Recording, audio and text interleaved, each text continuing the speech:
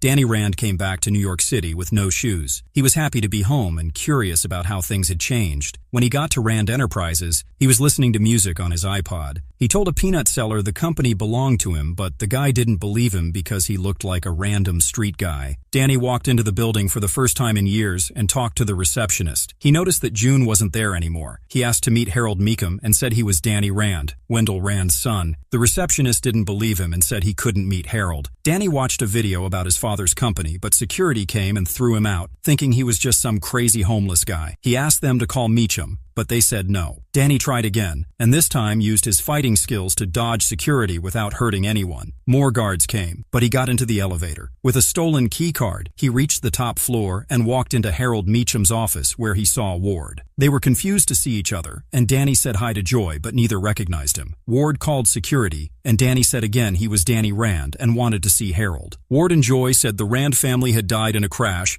and that Harold had died from cancer. Joy told him to leave. Danny asked if they could talk more at Stage Deli. Ward got angry and nearly fought him. Danny snapped for a second but then calmed down and said sorry. Ward warned him to leave. Security showed up with guns and threw Danny out again. Ward told him to stay away. Danny went to his old house, which now belonged to the Meechams. He found a carving from when he was a kid. No one answered the door, so he climbed the building and got inside. While looking around, he saw a party photo of Ward and Joy. He moved carefully, but Joy's dog, Toro, noticed him. Danny stayed calm and used his chai to settle the dog down, then locked it in the study. He found an old photo of himself with the Meechams from a holiday. On the roof, he remembered when Ward blamed him for something he didn't do. When Joy came home, Danny left quietly without being seen. With nowhere to go and no money, he slept in Central Park. A homeless man named Big Al thought Danny was just like him. Al offered to help and searched Danny's name online. They found an article saying Danny had died in a plane crash 15 years ago. Al also mentioned Harold's big funeral. He gave Danny advice on where to find food and shoes. Danny felt like he had someone on his side and fell asleep outside. Danny Rand went back to his old house to convince Joy he was really Danny, but she still didn't believe him and called security. He tried sharing old memories to prove it, even mentioned sneaking in and seeing her dog, Toro, but that only made things worse. When security showed up, Rand ran into the street and had to use his chai to leap over a taxi to escape. Later, he sat in Central Park to meditate and calm himself down. Colleen Wing saw him and thought he was homeless, so she gave him some coins. Curious, Rand started talking to her while she was putting up posters for her dojo. He tried to give the money back, but she told him to keep it. He noticed her ads and asked for a job, but she said no,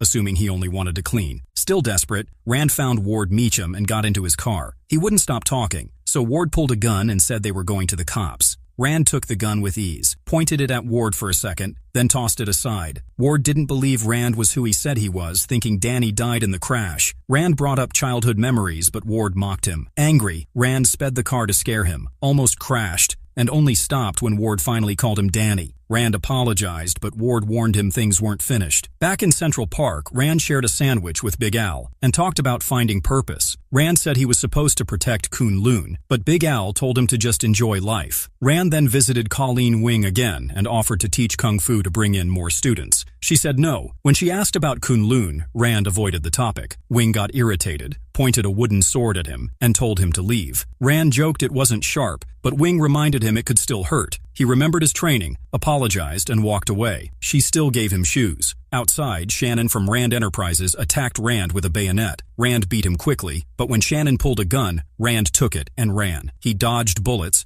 jumped over a wall, and got away. One man chased him, but Rand knocked him out and ditched the gun. He blended into a Chinese New Year parade and used Colleen's money to buy a mask. When Shannon's guys came close, Rand slipped through the crowd and took one of them down during the chaos. He then confronted Shannon, who admitted Ward sent him. Rand knocked him out and escaped again. Later, Rand found Big Al dead from drugs in Central Park. He noticed a raven tattoo on his arm and realized something was off. Wanting answers, Rand sneaked into Rand Enterprises again and spoke to Joy. He told her the building felt like home. He said Ward tried to kill him, but she didn't believe it. She thought Shannon acted on his own, but started to question things. While they talked, Rand suddenly passed out. Joy had drugged his tea. She and Ward had him sent to a mental hospital. Rand dreamed about the crash and the monks Chodak and Tashi who saved him. When he woke up, he was tied to a hospital bed. An orderly named Simon refused to untie him, calling him dangerous. Rand tried to explain himself, but Simon told him he had to kill himself to get help. Before things got worse, staff pulled Simon away, leaving Rand drugged and unconscious again. Later, Rand meditated and tried to focus on his memories of Kunlun, but the crash kept bothering him. Dr. Paul Edmonds sat with him. Rand asked to be untied and promised to stay calm. Edmonds loosened one strap, but still wasn't sure Rand was who he claimed to be. Rand explained again how Chodak and Tashi found him after the crash, and how he survived. Edmonds showed Rand a passport with his photo, but the name was John Anderson. Rand denied knowing it, though he had stolen it from Morocco. Edmonds told him to be honest if he wanted to leave the hospital before leaving him restrained. After being freed, Rand was given a tour by Simon, who apologized for his earlier actions. Simon shared stories about the patients, including Dink and Leo. Rand stayed determined to leave in 72 hours, but Simon warned him most patients had been there for years. In the leisure room, Simon mentioned that he and others had stayed longer than expected. After Simon made a comment about the patients,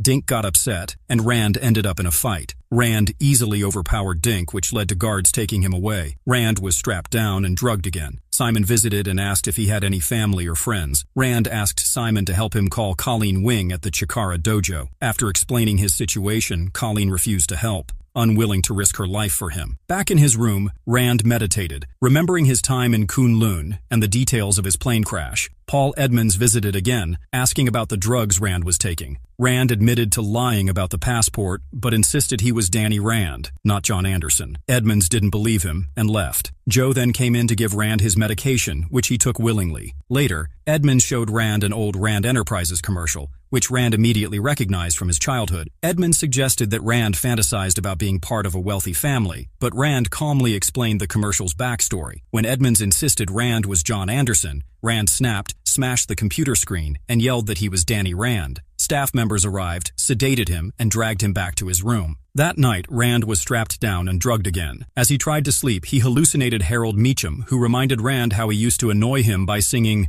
Danny Boy. Confused, Rand explained his time with the Order of the Crane Mother and how he regretted leaving Kunlun for New York. Meacham questioned Rand about Kunlun and the Iron Fist, showing interest in the hand. Rand begged to be freed from the hospital, and Meacham promised to help. The next day, Rand struggled to meditate, haunted by memories of the crash. Joe delivered a package from Joy Meacham. Inside was a bag of M, and Ms. Rand picked out the brown ones, which were personal details that could prove his identity. Later, Colleen Wing visited, questioning why Ward Meacham had labeled Rand dangerous at the Chikara dojo. Rand explained to Wing that the Meachams saw him as a threat to their control of Rand Enterprises, but Wing laughed, saying the situation was never simple. She asked if Rand was dangerous, and he assured her he only posed a threat to the Meachams. He asked her to return the package to Joy. As Rand's 72-hour stay at Birch Psychiatric Hospital ended, Paul Edmonds visited and asked questions only Danny Rand would know. After Rand answered, Edmonds seemed to believe him but was still shocked by the story. Rand excitedly shared details about Kunlun and the Iron Fist, explaining it was another dimension and that he was both Danny Rand and the Iron Fist. Edmonds, however, believed Rand was suffering from a psychotic disorder caused by the trauma of the plane crash. He dismissed the Iron Fist as a coping mechanism and insisted Rand stay in treatment for his safety. That night, Joe moved Rand to a new room where Dink, Leo, and Tony attacked him under Ward Meacham's orders. The pain helped Rand focus his chai, and he summoned the Iron Fist to break free. After knocking out his attackers, he waited for Joe, then used the Iron Fist to smash the hospital's metal door and escape. Rand was ready to confront the Meachams and take back Rand Enterprises. After escaping Birch Psychiatric Hospital, Rand hid at Chikara Dojo. He saw Colleen Wing fend off Shannon and his men who were searching for him. Rand hid on the ceiling while Wing fought them off. Once they left, Rand apologized for the trouble, mentioning Shannon had broken the door lock. Wing told him to go by morning. The next day, Rand stayed, playing loud music while meditating. Daryl watched as Wing told him to turn it off. She asked why he hadn't left, and Rand said he was worried for her. Wing insisted she didn't need protection, prompting Rand to criticize her fighting style. Wing tried to punch him in frustration, but he easily dodged. They sparred briefly while Daryl watched, and Rand lectured Wing on focusing on internal force. Wing ignored him and failed to land a hit. Rand defeated Wing in their spar, explaining how harnessing her chai would improve her fighting. Wing insisted he leave, but Rand offered 6 months' rent for a week's stay and promised to fix her door. She agreed. Later, Rand set up a Buddha display outside the Meacham residence. Joy noticed it, and Rand expressed a desire to rebuild their friendship. Joy asked where Rand had been. He explained his connection to the Meachams, which kept him in New York, and shared how her father's death affected her. Rand admitted having similar dreams about Harold while in the hospital, though he wondered if the drugs influenced them. Meacham invited Rand inside and offered him a check for $100 million to buy his silence and his share of Rand Enterprises. She convinced Ward to increase the offer. Rand was disgusted when Meacham asked him to change his name. Feeling betrayed, he left, saying it wasn't about money. Rand saw it was well maintained at the Rand Memorial and learned Jerry Hogarth had been taking care of it. That evening,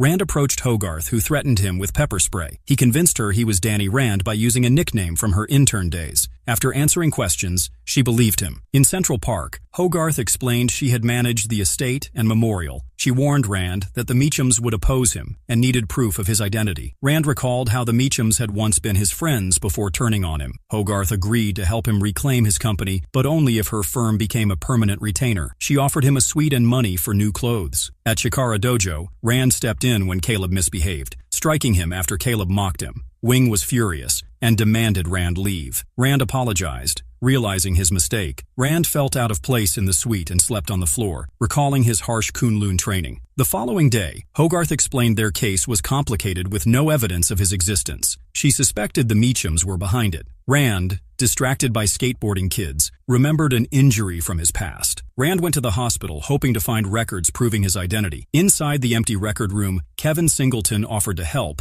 but then attacked Rand with knuckle dusters, knocking him down. As Singleton started to burn the records with Ethel, Rand summoned the Iron Fist, getting up and defeating Singleton's man. Though weakened, Rand managed to stop Singleton from setting the records on fire. They fought, with Rand using a book to defend himself from a knife. Despite the struggle, Singleton managed to start the fire before fleeing. Rand focused on saving a woman Singleton had attacked and pulled her out just in time before the explosion consumed the records. Rand looked at the burning room, horrified, and contemplated his next move. Rand confronted the Meachams at a restaurant, furious that they had erased all records of his existence. He reminded Ward that he was the only one who knew about his broken arm. Ward admitted he wanted the old Danny Rand to stay dead. Rand warned them that he had Hogarth's help and would take back what was his. The next day, Rand and Hogarth met the Meachams at Rand Enterprises. Joy offered a reduced buyout of $20 million, but Hogarth revealed they wanted control of the company. Ward dismissed Rand's identity, but Hogarth proved it with a clay bowl Rand had made for Joy, still containing his fingerprints. With proof of Rand's identity, the case was won.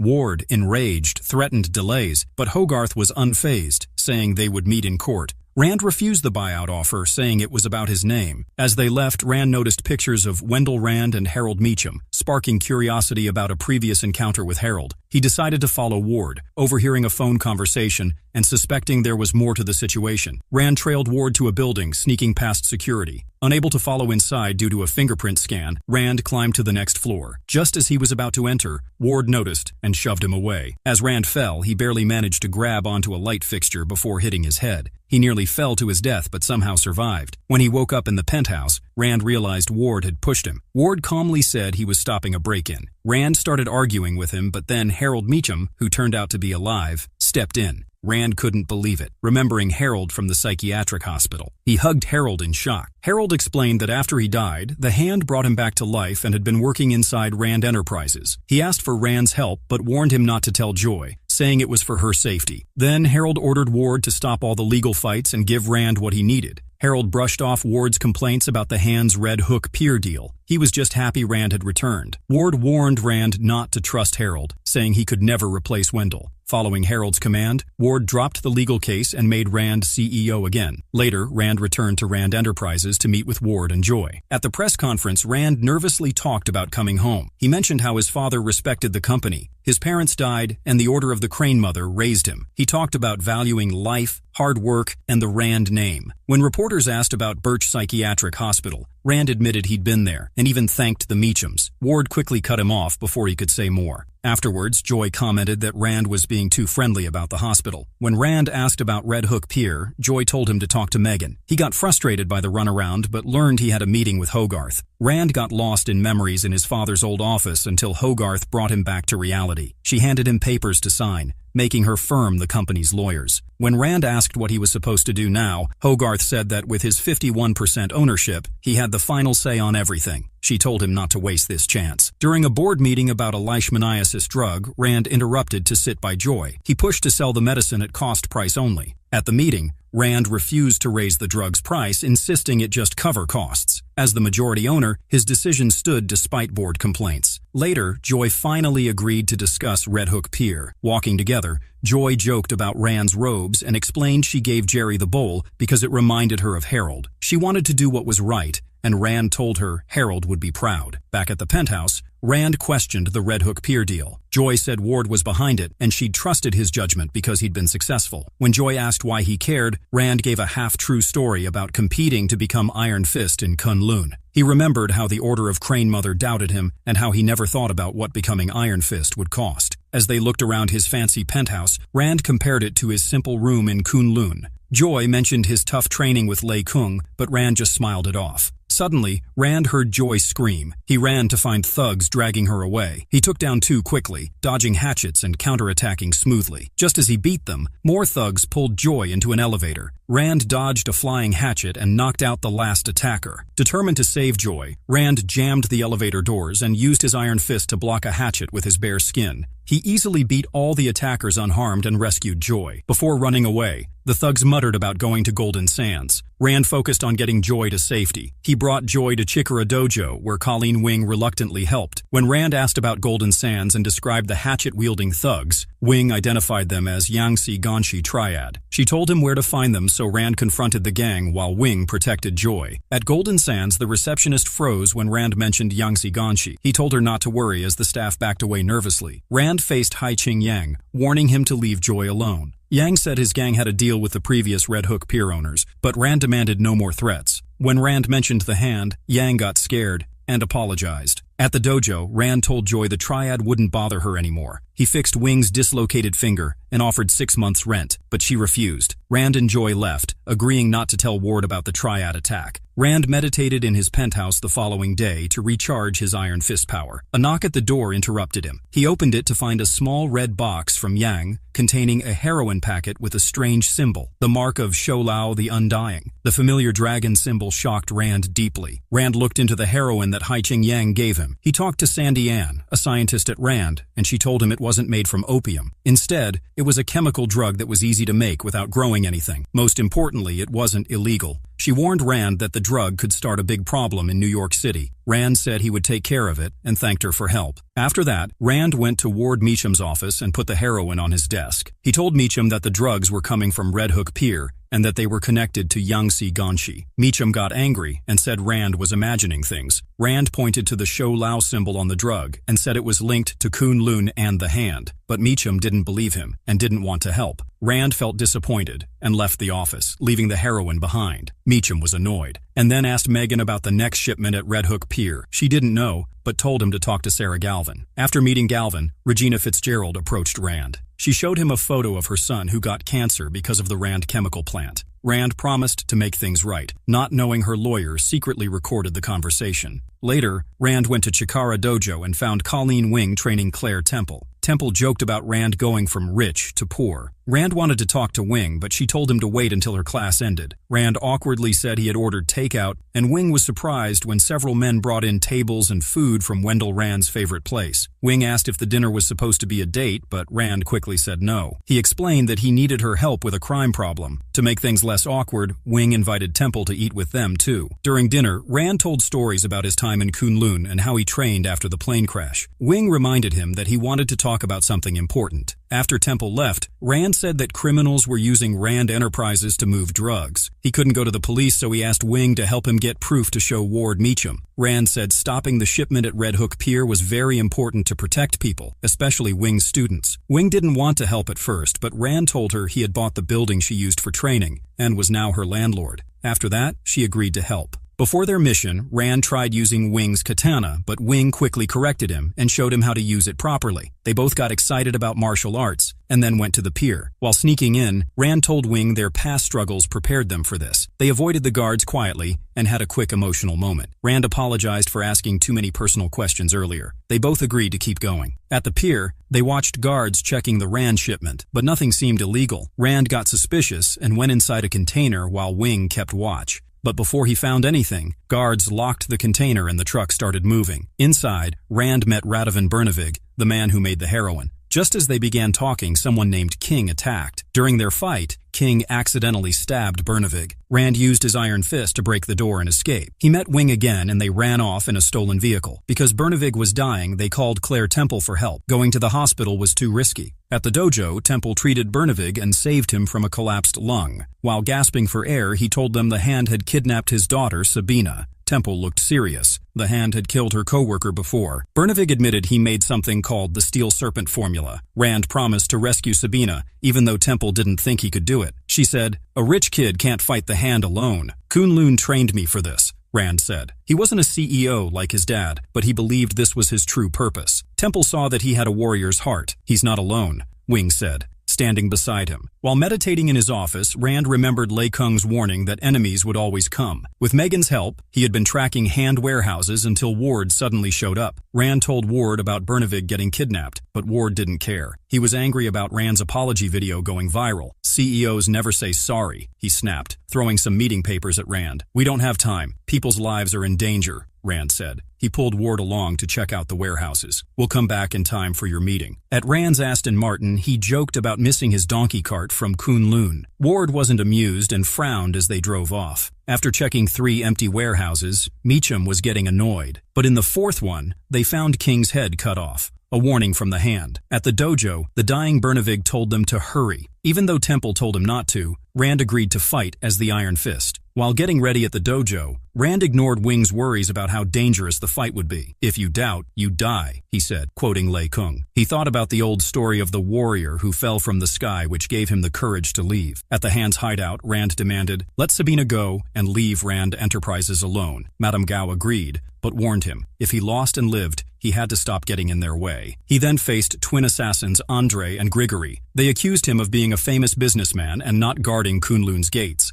They cut their palms and made a circle of blood around them. At first, Rand struggled, but then he remembered Lei Kung's training. He needed to adapt. They kept taunting him, but Rand stayed focused. He took down Grigory and broke Andre's arm after being cut. He won the fight and wrapped up his injury. Gao took him to the next round. Rand then fought the Bride of 9 Spiders in a smoke-filled room. She mocked him, asking if he was Danny Rand or just the Iron Fist, and then poisoned him with needles. She laughed at his Kunlun training. Rand was dizzy and couldn't hit her. She threw him against a wall. Weak from the poison, Rand remembered Lei Kung's words. He had to get rid of weakness. He blocked her knife, lit up his chi, and knocked her out with a glowing kick. Gao then brought him to the last fight, Scythe. Scythe mocked Rand, saying, "A weapon always has a master." They started fighting. Scythe had a naginata, while Rand used only his fists. Rand broke the weapon, and then asked who Scythe's master was. "The Hand," Scythe answered, picking up another weapon. Rand moved into a tight area, making it hard for Scythe to fight. He disarmed him again. Scythe threw blades, but Rand dodged and ran into Gao's viewing room. That's when Lei Kung's last lesson came to him. Let go of the past. Everything seemed to slow down. Rand's chi lit up, and one glowing punch broke all of Scythe's weapons and knocked him down. But just as Rand was about to finish it, Gao stopped him. She was holding Sabina. "Hit him and she dies," she said, telling Rand to give up.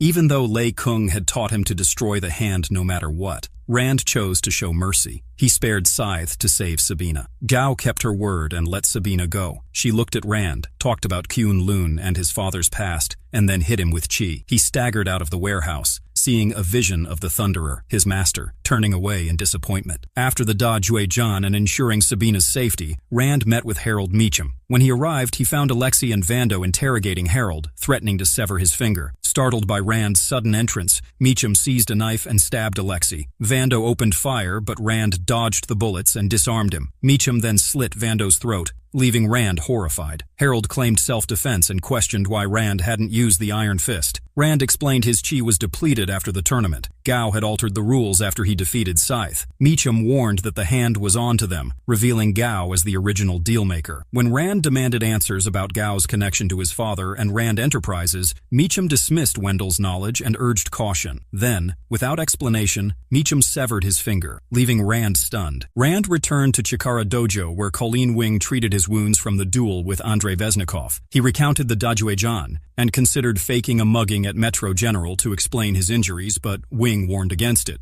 recalling Radovan Brnovig's abduction there. As she stitched cuts and checked bruises from his fight with Scythe, Rand voiced regret over his withdrawal. Wing suspected the tournament had been rigged. Rand insisted that Sabina's life had left him no choice but to vow to uncover Madame Gao's connection to his father. Wing doubted anything Gao said could be trusted. Then a message came from Claire Temple. Brnovig was safe. Later, sharing a drink, Rand told Wing about stealing plum wine with Davos back in Kunlun. She asked about the Iron Fist mark. He explained that it harnessed his chi and granted him strength, but that it was still drained. Wing asked to see the mark anyway. Rand smiled, calling her the strongest person he knew, easing her guilt over Radovan. She wondered if he'd keep fighting the hand. "I can't quit now," Rand said. He rose to leave, but she stopped him. After hesitating, mindful of his vows, he kissed her. She traced the mark of Sholau as they spent the night together. At dawn, Rand admired the still city until Wing joined him. Their intimacy felt like a first for both. She urged him to drop the bravado, promising acceptance. They kissed again, deepening their bond. Later, at Rand Enterprises, Rand asked Megan to dig up all records linking his father to Gao. Joy intercepted him, pressing for a signed apology over the Staten Island plant scandal. Rand refused, citing cancer cases in the community. Joy, however, focused on salvaging the company's image. Suddenly, Gao appeared in his office. She placed a plant on his desk and mocked his weak soul post-tournament. When he confronted her, she smirked. "I've been here longer than you." She warned against attacking her publicly, then mocked his Iron Fist legacy, claiming past warriors would never have abandoned the Dai Huijan for a girl. To her, that was proof of his weakness. Rand demanded answers about Kunlun's symbol on her heroine and her ties to Wendell. Gao deflected, musing about the changing city, Daredevil, Luke Cage, and now a rogue Iron Fist. She offered a deal. Surrender Rand Enterprises, enjoy its wealth, and she'd spare his friends. Gao chuckled when he pressed about his father again and said, "Water your plant." Tracking the elevator with his Iron Fist, Rand infiltrated the abandoned 13th floor. There, hidden, he overheard Gao and Sophia plotting. The Hand would use Rand trucks, driven by Russians and the Dogs of Hell, to distribute her heroin. Gao revealed that Radovan Brnovig would soon mass-produce the formula, which would be distributed through Rand Enterprises. Rand burned with fury. When Sophia mentioned Haiqing Yang as a threat, Gao ordered the Yangtze Ganshi to be eliminated. After Gao left, Rand confronted Sophia. Disarming her, he sensed her fear. "Gao kills failures," he warned. "Run." Sophia relented, giving him her tablet's password to sabotage the Hand's operation. Back in his office, Megan urged him to change out of his torn suit before the board meeting. She had only found Wendell's old membership card in the archives. When Rand pushed about the Staten Island plant, she quietly admitted her mother lived there, and children were falling ill. At the board meeting, Joy handed him a scripted apology. Instead, Rand announced the immediate shutdown of the plant with paid leave for workers. Lawrence Wilkins scoffed, "Your father would never do this." Rand answered coolly, "My father fought for what's right." Maria Rodriguez dismissed his authority. Wilkins mocked his Kunlun MBA. But the board caved when Rand revealed that Karen Page's expose at the Bulletin had already been written. Joy stood by him. At Harold Meacham's penthouse, Rand handed over Sophia's tablet. They reviewed the Steel Serpent shipment logs. Rand's jaw tightened. "Did you know about the 13th floor?"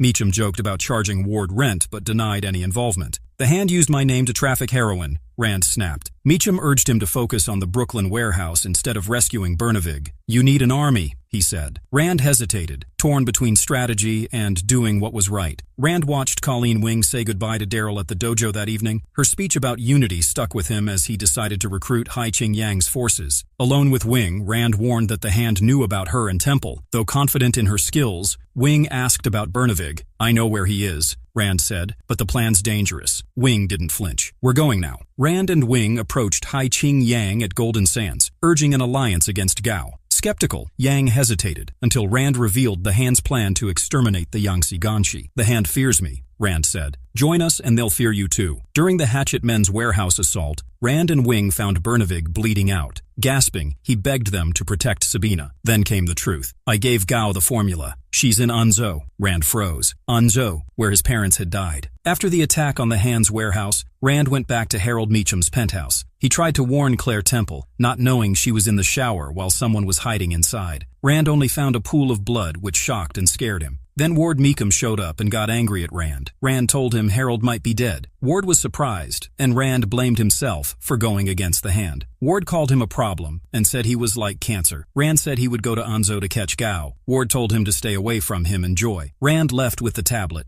Later, Rand met up with Colleen and Claire. They planned to look into his family's plane crash in Anzhou. Colleen asked if Gao made heroin there. Rand believed Gao caused the crash because Harold had been looking into her. Claire warned it might be a trap and said Rand's plan was reckless. Rand said he needed answers. Even though he told them not to come, Colleen and Claire joined him anyway. On the plane, Claire joked with Rand about Colleen, then asked what he would do if Gao really killed his parents. Rand said it was his job as the Iron Fist to stop her. Claire didn't agree. Colleen reminded them of all the bad things Gao had done. When the plane hit turbulence, Rand panicked, remembering the crash and losing his parents. Claire helped calm him down and talked him through the pain. When they got to Anzhou, they watched the hands building. Rand was nervous, not about Gao, but just waiting. While sitting with Colleen, she talked about how her mother died and how her dad sent her to Japan. They connected over their losses and kissed. Claire woke up and asked if anything had happened. Rand found the heroin lab and wanted to take action, while Colleen got info from a blind beggar. They learned the guards and slaves left every night. Rand came up with a plan to burn the lab so Gao would show up. He and Colleen sneaked in, avoiding the guards. Inside, they saw the Kunlun symbol. Rand started pouring fuel to set the place on fire. Rand said he might kill Gao if she really caused the crash, though that thought scared him. Colleen said she understood because she also lost control after meeting him, then joked that it was his fault. Suddenly, Claire honked the horn to warn them. Gao arrived with guards. Rand told Colleen to check on Claire while he chased after Gao. Gao walked toward a building guarded by Zhou Cheng, who was drunk. Rand tried to bribe him to move, but Cheng said no and introduced himself as a hand defender. He challenged Rand to a fight, and Rand agreed. Cheng fought in a strange, wild style that was hard to deal with. Cheng kept fighting with wild kicks and headbutts. He even lay down and smiled while Rand tried to recover. Cheng made fun of Rand and joked that his haircut was his only good point. Rand got frustrated and broke Cheng's wine bottle. Cheng attacked back harder. After landing a few good hits, Rand knocked Cheng down. Cheng grabbed another bottle and said Rand was hiding behind his duty. When Cheng threw the bottle, Rand caught it and smashed it over his own head, then hit Cheng again and again until he went crashing through the door. Rand got so angry he almost beat Cheng to death, but Claire and Colleen showed up and were shocked by what they saw. As Rand walked forward, Gao told him to stop. She said she would let Colleen and Claire go if Rand gave up. Rand said no, he would rather die than let her hurt them. Gao told her men to attack. Colleen fought with her sword. Claire used Tekokage and Rand fought with his bare hands. Together, they beat the guards. One of them even stabbed his own ally by accident. Claire noticed the guards' weapons were poisoned. Rand saw the same marks as the ones on the crash victims, which proved Gao was guilty. Angry, he lit up the Iron Fist and charged at her, but instead of hurting her, he destroyed the door behind her. With Gao captured, Rand told his friends it was time to leave China. After they captured Madame Gao, they brought her to Chikara Dojo and tied her to a chair. While the others questioned Rand's decision, he insisted they couldn't let the enemy choose the battlefield. Claire Temple urged them to turn Gao over to the police, but Rand refused, saying he needed answers. Gao mocked the idea of imprisonment, saying it wouldn't hold her. When Rand demanded the truth about his father and the hand, Gao deflected. Furious, Rand nearly struck her, but she stayed calm. Wing pulled Rand aside and questioned his motives.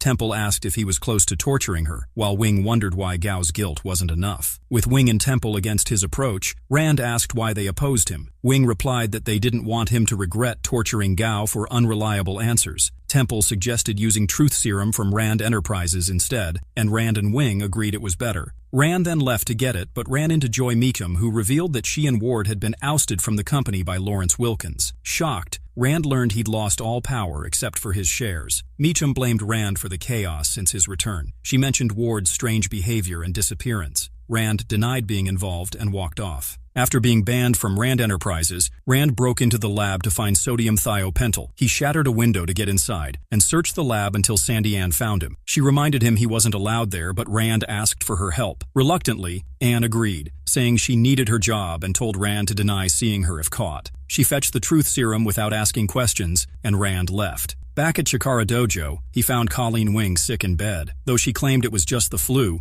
Rand was worried. Still, she urged him to question Gao. As Claire Temple prepared the dose of sodium thiopental, Rand questioned Gao about her fear of needles. Gao confidently warned him that he wasn't prepared for something. After being injected, Gao initially laughed, but then the serum began working. She revealed that she knew Heather Rand and had manipulated her, though Wendell refused to deal with the hand. She mentioned Harold Meacham's willingness. Before Rand could ask more, Gao fell asleep. Rand doubted the serum had worked, but Temple noted that Gao might not have the answers. Meanwhile, Wing collapsed in pain from poisoning. Gao revealed she had faked the effects of the serum. As Colleen Wing's condition worsened from the poison, Rand reassured her that they would be okay. Madame Gao mocked them, but Rand ignored her taunts. When the lights went out, Gao warned Rand that his time was up and that his friends would die. Armed men broke into the dojo, throwing a smoke bomb and attacking. Rand used the Iron Fist to defeat the attackers, with Wing and Temple helping. After the fight, Rand checked on his allies and noted that the unconscious men were military, not hand ninjas. Gao offered Rand a deal, escort her to safety, and she would save Wing with an antidote. With Colleen Wing's condition worsening from the poison, Rand and Claire Temple struggled to help her while Madame Gao mocked them. Rand threatened to kill Gao if Wing died. Just then, Wing's sensei Bakuto arrived and claimed to have dealt with Gao's men. He urged Rand to use the Iron Fist to heal Wing, guiding him through the process. Despite not being trained for it, Rand successfully burned out the poison, saving Wing's life. However, using the Iron Fist drained him completely. Bakuto's men then took Rand and Gao away for treatment, leaving Temple behind as another man observed. Rand woke up in a peaceful room, finding Colleen Wing by his side.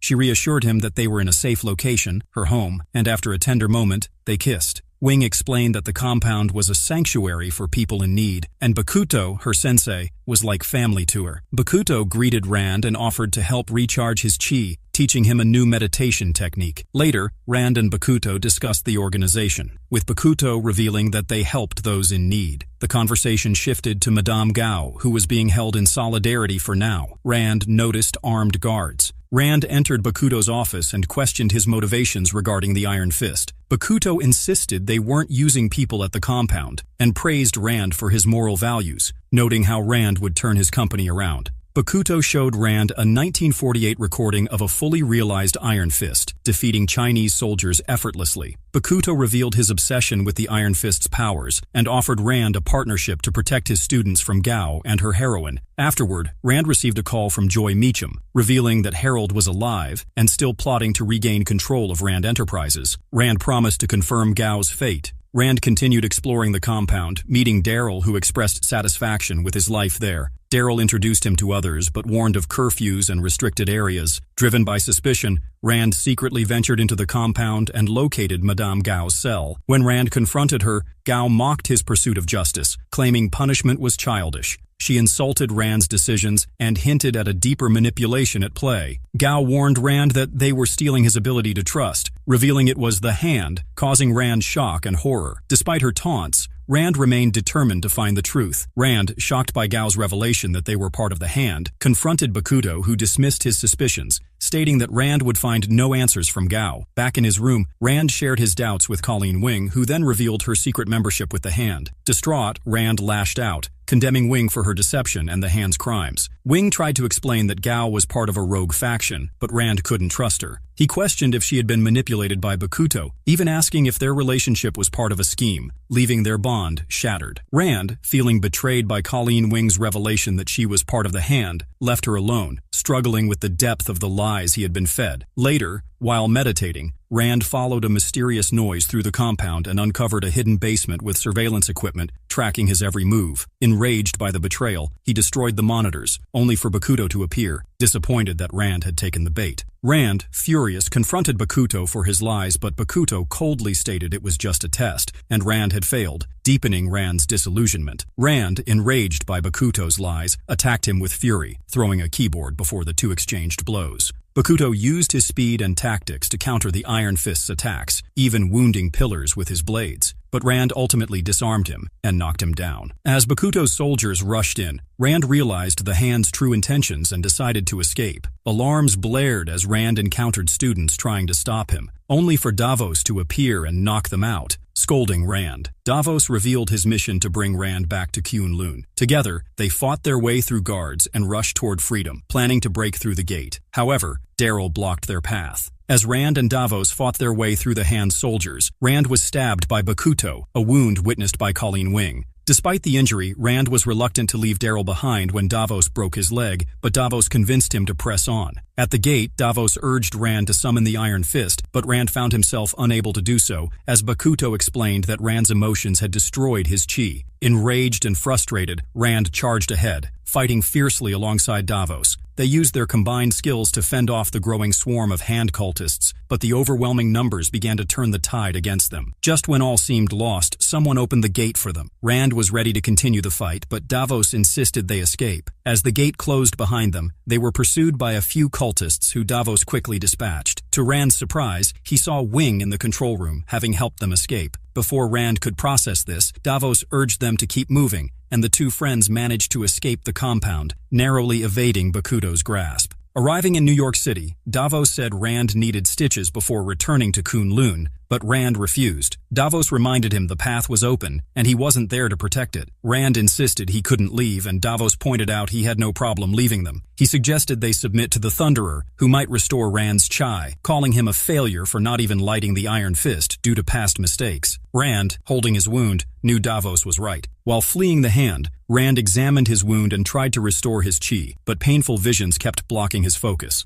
In a parking lot, Davos urged Rand to return to Kunlun for healing. After seeing an article about his work, Rand got angry and smashed Davos's phone. Rand explained the tracking equipment he had found in Bakuto's basement, but Davos insisted they leave before the path closed. Rand refused, blaming the hand for his parents' deaths. Davos reminded him that his duty was to Kunlun, but Rand argued it was his job to destroy the hand. Rand revealed the truth about his parents and asked for Davos's help to destroy the hand, promising to return to Kunlun afterwards. Rand, bleeding from his wound, sought help at Claire Temple's home. She'd been searching for him since he was taken from Chikara Dojo. Rand explained that Davos was his friend. Temple treated his wound, removing a shard from Bakuto's dagger. She suggested Rand use his chai to heal, but he couldn't summon the Iron Fist. As Temple stitched him up, she asked about Colleen Wing. Rand sent Davos away and revealed that Wing was part of the Hand, shocking Temple. He explained that Bakuto was building an army in New York. Temple suggested that Wing might have been brainwashed. Rand grew angry, but Temple calmed him down. She hinted that his emotions were from a broken heart. After treating him, Temple gave him antibiotics and a shirt from Luke Cage. Rand noticed the bullet holes and asked about Luke. Temple smiled and said he was probably doing better than Rand. Rand tried to meditate on Claire Temple's roof, but the pain from his wound and his emotional turmoil kept him from focusing. Memories of Kunlun only added to his stress. Colleen Wing arrived and told Rand she was alone. She urged him to go to the hospital, but Rand reminded her that Bakuto had stabbed him. Wing defended Bakuto, saying he claimed Rand attacked first. Rand warned her that Bakuto was building a new hand army. Wing said Bakuto was helping the kids, but Rand remained distrustful. He declared he was the Iron Fist, sworn enemy of the Hand. Wing apologized and Rand silently acknowledged it. Later, Rand suggested visiting Harold Meacham for help against Bakuto, but Temple cautioned him not to act rashly. Rand reassured her that he had found his true purpose. Temple told Rand he was more than just a destroyer and warned that his trauma was fueling his anger. She urged him to control it, or he'd be left with nothing but destruction. Rand thanked her and asked to borrow her car, which she agreed to. No more traps, no more interrogations. This has to be done as it should have been from the start. You're talking about murder. We cut off the head, and the snake will die. Danny Rand and Joy Meacham. At Harold Meacham's penthouse,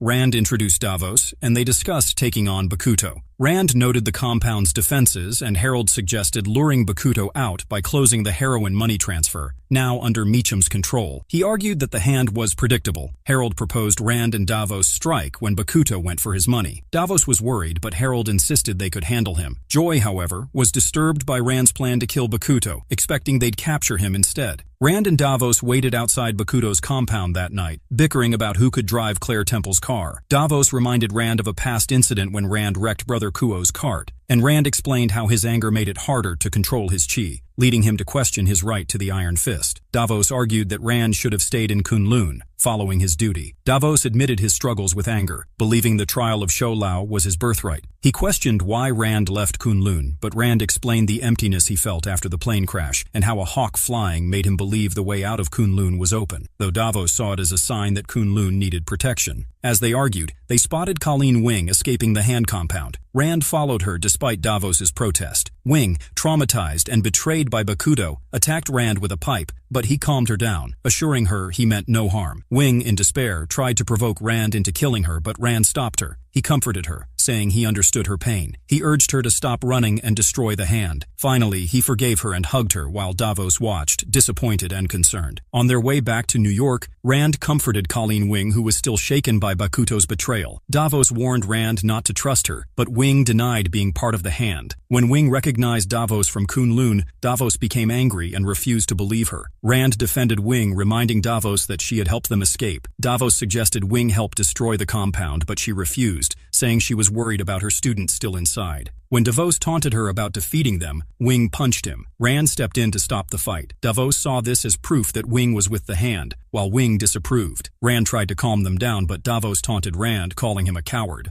Rand explained his teachings from Kunlun, but Wing said those teachings had ruined his chi. The tension between them remained. At Chikara Dojo, Rand treated Wing's bruises and praised her bravery. She admitted Bakuto had fooled her. Rand assured her that Bakuto was a villain, but she was still human. He offered her a safe place to stay, but she refused, determined to kill Bakuto. Davos entered, noticing they were losing focus, as Ward video called Rand. Bakuto showed the Meachums hostage, shooting Joy in the stomach and threatening to behead Harold if Rand didn't arrive in 30 minutes. Bakuto held a katana to Harold's neck, warning Rand of another loss. Rand stormed out, ignoring Davos's suggestion to wait. Rand arrived just in time to stop Bakuto. He demanded the Meachums be freed, taking Joy's hand and insisting she needed a doctor. Bakuto promised help after they left. Rand was cuffed, and Bakuto explained that Rand was still dangerous. Rand learned that Ward had called Bakuto, and Bakuto apologized for not honoring his deal. Rand glared at Ward as Bakuto left with him in custody. In the elevator, Bakuto called the Meachums a pit of vipers, saying Rand should be thankful for his help. Rand asked what Bakuto planned to do with the Iron Fist. Bakuto smiled, saying they'd change the world and complete Rand's training. Rand questioned how he could help since he didn't even know what he wanted to be. At the bottom floor, Rand regained his chi and broke his chains. He tried to strike at Bakuto but lost his powers. While Bakuto and his men were distracted, Colleen and Davos attacked the guards. Iron Fist took down one guard and faced Bakuto, taunting him. Bakuto slashed Rand's chest, claiming the hand's doctors could heal him. They fought fiercely, with Iron Fist holding Bakuto's blade. When Wing screamed in pain, Rand pushed Bakuto away. After the guards were defeated, Bakuto fled and Rand, Wing, and Davos chased him. They chased Bakuto to Central Park, where he confronted them. Bakuto mocked Wing for betraying the hand, and she chose to fight him alone. Rand watched anxiously as Wing defeated Bakuto, stabbing him. Davos pushed Rand to kill Bakuto, but Wing suggested turning him over to the police. As Bakuto bled out, he taunted Rand about being used as a weapon. Furious, Davos killed Bakuto. Rand reprimanded Davos, but Davos argued that it was his duty as the Iron Fist. Rand disagreed, saying that killing had consequences in New York. Davos called Rand a failure and Wing defended him, but Davos dismissed her. Rand stood by Wing. Davos angrily told Rand that Kunlun would have been better off if he hadn't been saved from the crash. The two fought, with Davos accusing Rand of abandoning Kunlun. Using his chi, Rand summoned the Iron Fist and demanded that Davos yield. He explained that his powers weren't just for Kunlun and that he was Danny Rand and the Iron Fist. Davos, frustrated, left, warning that Rand's departure would bring consequences. Wing asked if Rand was okay, and he replied he'd manage. They discovered that Bakuto's body was missing, likely taken by his men. Rand remained concerned, recalling Harold Meacham's resurrection with the hand. Rand updated Harold on Bakuto's death and Joy's condition, then told him he'd stay with Wing at the dojo. At the dojo,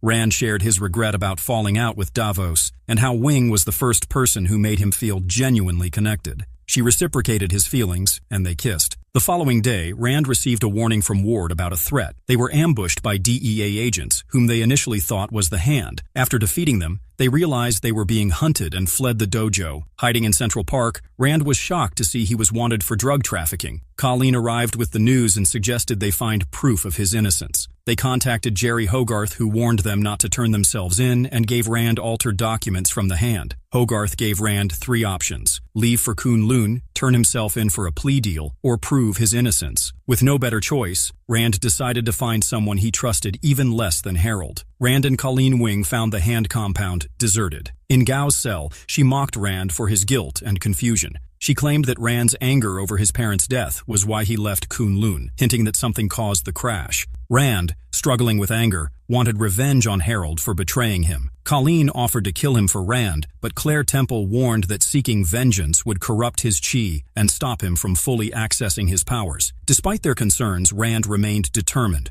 realizing he had to choose between revenge or true strength. Rand met Ward, who revealed that Harold had locked the hand tablet in a safe with guards posted. Despite the risks, Rand was set on confronting Harold about his parents' death. Later, as they prepared to act, Ward warned of more guards, but Rand refused to wait, focused on his vengeance. Temple caused a distraction, allowing Rand to sneak past the guards. He ambushed Harold's office from the roof and a fierce fight broke out. When Wing was threatened, Rand unleashed a shockwave, knocking everyone back. As Harold fled, Rand checked on Wing and chased him to the roof while Ward secured the hand tablet. Rand chased Harold Meacham to the roof of Rand Enterprises. Meacham shot Rand, wounding his hand while taunting him about their past and Rand's thirst for revenge. Rand, torn between killing Meacham or taking him into custody, fought back. He landed a kick before Meacham expressed regret over not killing Wendell. Rand declared that Meacham was to blame for their family's destruction, and Meacham vowed vengeance against him. Rand tackled Meacham, but his gunshot wound stopped him from using the iron fist. Meacham mocked him and attacked with a steel pole. Rand regained focus and landed several punches, impaling Meacham on a spike. Meacham taunted him again, but Rand chose to have him arrested, not killed. When Meacham tried to shoot, Colleen, Wing, and Ward intervened, and Rand deflected the bullet with the iron fist. Rand's chi healed his wound after blocking Harold's bullet. Ward killed Harold, ending his father's abuse. The next day, Rand learned that all charges against him had been dropped. Ward invited Rand to run the company, but Rand declined. Later, Rand visited Colleen Wing at Chikara Dojo, discussing training and a scholarship for Temple. Temple asked about Rand's plans, and he revealed that he was going back to Kunlun to explain why he left and to finish his training. Temple suggested they both needed psychological help before leaving the dojo. Wing was sad to see Rand go, but he shared that he needed to discover who he could be as the Iron Fist. He hoped Wing would join him, and she agreed, which made Rand happy. Rand and Wing traveled to the Himalayas, almost reaching Kunlun. However, when they arrived at the passage, they found it stained with blood and the bodies of the Order of the Crane Mother. The hand had attacked, and the portal to Kunlun was gone. Furious and feeling he had failed, Rand prepared for revenge, his chi glowing angrily.